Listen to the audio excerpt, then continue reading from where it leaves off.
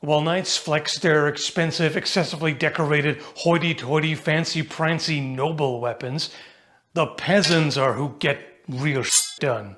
And hard-working folks need no-nonsense workhorse knives too, like the Ruger. Like these down-to-earth rugged men engaged in conversation about that year's turnip harvest or what have you. One of them is wearing a big knife. The other one has a sword. We're just going to ignore that now because it doesn't fit the narrative I'm building right now. Showing off an actual sword, like some kind of class trader. So the Ruger, which as far as I know is not a term that they used back in the day, can be considered a variant of Bauernwehr, or a peasant's defense or ward, also known as housewear or home defense, if you will. You can treat the two as distinct types. A Bauernwehr tends to look a little bit like a medieval Bowie knife, almost, whereas a Ruger usually tapers pretty aggressively in profile and is clearly intended more for thrusting. My guess is that people in the 15th and 16th century would have just been confused by our pedantic need to neatly categorize everything. To them, it would have just been a knife, which is also why I kind of consider both perhaps a subtype of messer. You know, if you think about it, the general construction is the same with the exception of a messer generally having quillons of some kind. This one only has like a half quillon, if you will, on one side. So no cross guard, just the nail side guard, whatever you want to call it. Sometimes it's a ring rather than this kind of shape. And also the construction, this sort of kitchen knife or table cutlery look with the handle scales, quite often hollow rivets.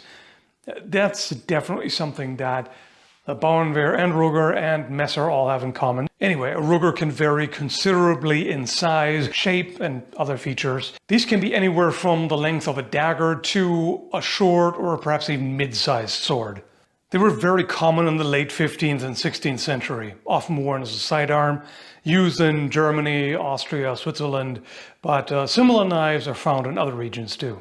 The cross-section can be shaped very differently. It can be a triangular cross-section with a simple flat grind like this, or it can be a hollow grind or even an asymmetrical chisel grind. There are varying widths and thicknesses too, but a Ruger typically has a fairly thick, stiff blade. Sometimes with a reinforced tip, like in this case here. You can see how it thickens there, so it makes it stronger and more durable.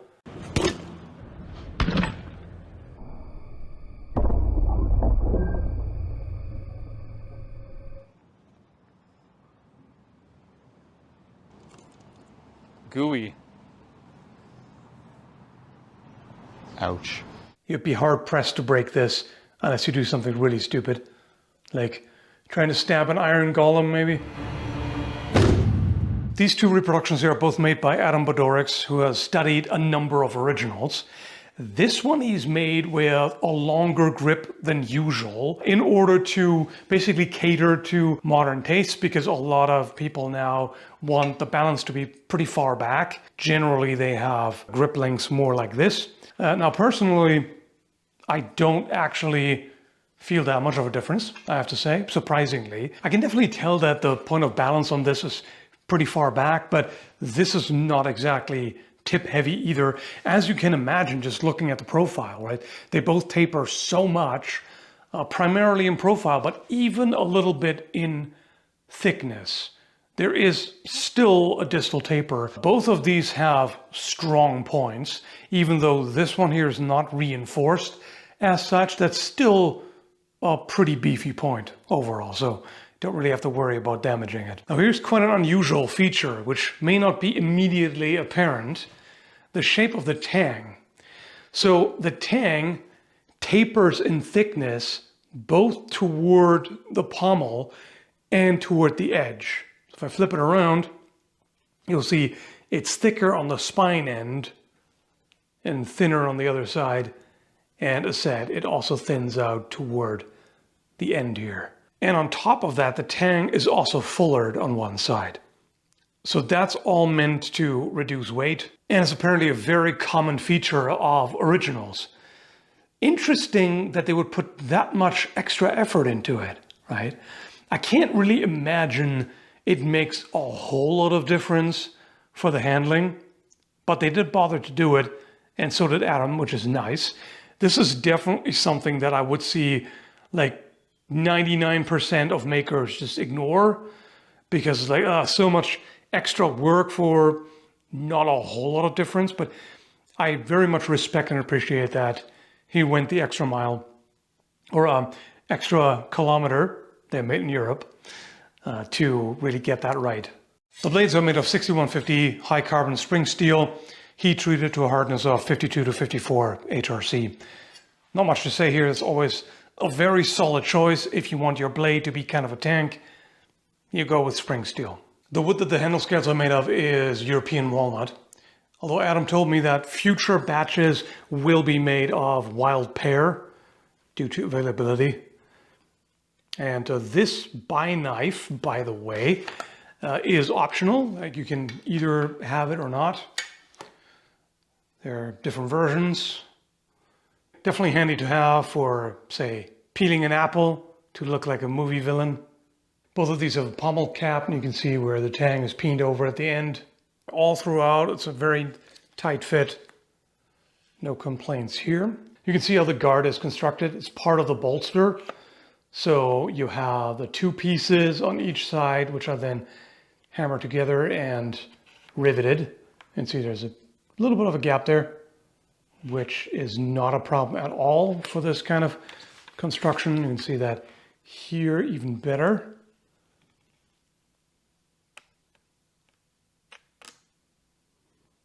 And as usual, the nozzle is pinned. You can see how that goes through all the way and is peened on the other side. The scabbards are nicely made. I like the color and the look overall.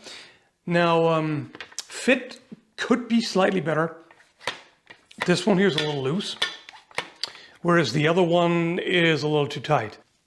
I have to pull pretty hard on it. Now, in this case, I think that is because of the liner. You can see they're a different color. The other one doesn't have a liner. And I think probably part of it peeled off inside the scabbard or something, and that's what the point jammed into, and it kind of shoved it down. So that made that fit a lot tighter. I do notice that it is getting better.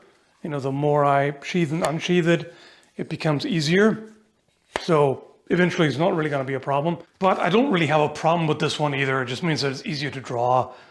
Sure, if you were wearing it on your hip and you kind of bend over or something, yeah, it might slide out.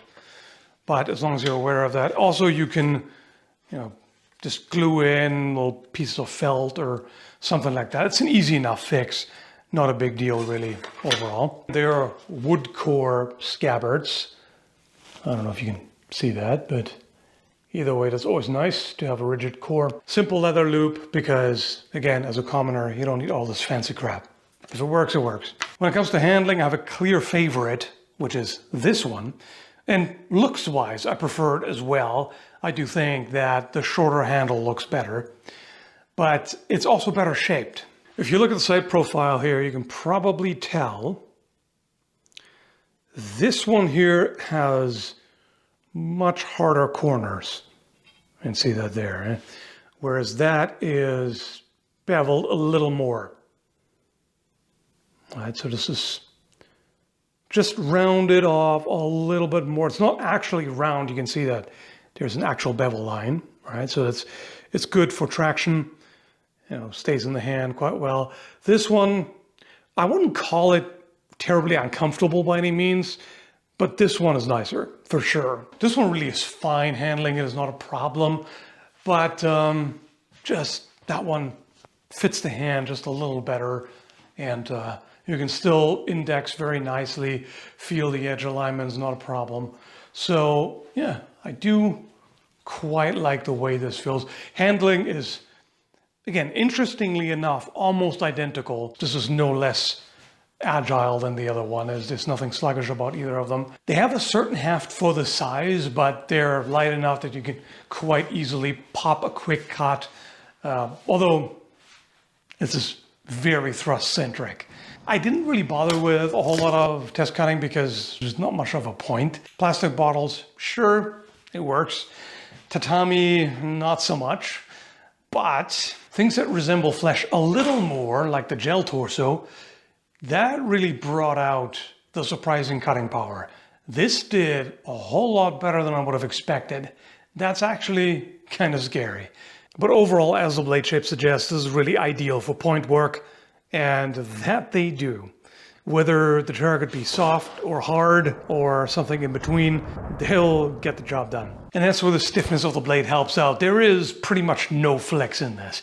These are exceptionally rigid, so the force really just goes into the target and your hand. As a weapon design, which here is much more obvious than in case of a Bauernwehr with a broader blade, that can be a tool perhaps first and foremost, and a weapon second. It's interesting that they decided to go with just the noggin and really not much of a guard otherwise. I mean, it does have a small one to prevent the hand from slipping out, but that does the same thing. So one thing I'm wondering here is if these were intended to be used mostly in a thumb grip. You see that in Messer manuscripts, where the thumb grip is quite frequently used for false edge cuts, which you can't do with these. They don't have a sharpened false edge there, but it can also be used for a thrust, so like to come kind of from above. If you think about it, if you want to thrust high, you don't want to do it this way because that's a terrible wrist position. So you have to do it with the palm facing outward to your right side. So either you do it this way or you do it that way. And with the thumb grip, this seems aligned a little bit better. So that's one way. And of course you can cut like this as well. You could also defend. So if you defend against a cut with the flat of the blade, you can do that safely without endangering the hand. So, typically if you look at the manuscripts, you see both. Quite often it's the thumb on the back of the grip, but then they switch to the thumb grip as well, which if you already have the thumb here, you can do that pretty quickly, right? But you could also just start out like this, right? You could hold it that way and then fight like this the entire time. Although in that case, I would expect a symmetrical design. Double edge perhaps, or at the very least having a small guard on either side and a symmetrical handle. So it's probably not what they did. They probably did use it like this and then switch to the thumb grip. I mean, who knows?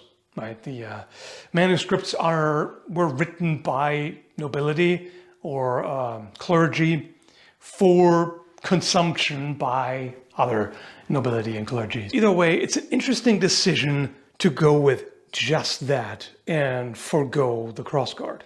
So overall, my opinion of these reproductions is very positive. Ádám did a fantastic job in making them both durable, perform well, handle well, and even capturing some of the details that someone else might have omitted. They're not cheap, but you definitely do get what you pay for in this case. There is a lot of time and effort in these, and they're great representations of this type of historical knife, a greatly underrepresented type as well. As I personally, I prefer this one, both in the way it handles and looks. Also, I find that this tip does a little better. The other one is, even more robust, but it doesn't penetrate as far as this. It's a little too thick, in my opinion. Now, clearly some of these had like remarkably thick points, but I feel like this is all you need. I would not really expect this to break off. To play it safe, it makes sense to thicken it that much just because of how narrow it gets, right? There isn't that much material here, but still pretty thick, so I don't really see that as a problem. Yeah, if you're interested in that, I'll leave the links down below. They were sent to me for free to review, but whatever bias there may be gets stabbed for the sake of the review. Yeah, I'm a silly bugger. Anyway, hope you found this helpful. Thanks for watching, folks, and stay stabby. I mean, don't do that. Stay safe. Take care.